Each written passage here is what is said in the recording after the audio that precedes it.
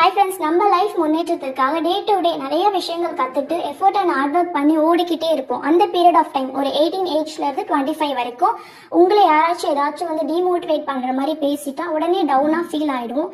அதையும் தவிர்த்து தனியாக நின்று யாரோட சப்போர்ட்டும் இல்லாமல் போராடிட்டு இருக்கும் போது ஏதாச்சும் ஒரு ஸ்ட்ரகிள் ஆர் ஃபெயிலியர் வந்தாலும் அவ்வளோதான் எல்லாம் அப்படின்ட்டு சோர்ந்து போய் உட்காந்துருவோம்.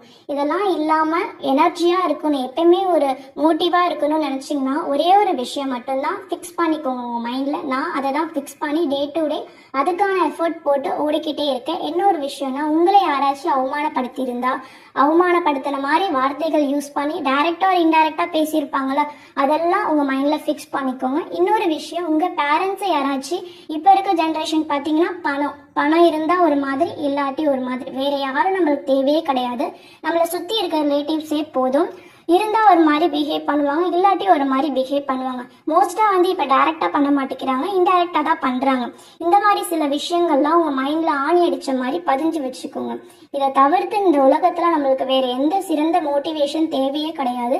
உங்களோட இலக்கு எது, இதுதான். எதுக்காக போராடுறீங்க? நம்மளை அவமானப்படுத்தினவங்களுக்கு நம்ம பேரண்ட்ஸை ட்ரீட் பண்ணவங்களுக்கு முன்னாடி நல்லா வாழ்ந்து காட்டணும், அவ்வளவுதான். இது மட்டும் தான் உங்களோட கோல் அண்ட் டார்கெட்டா இருக்கணும்.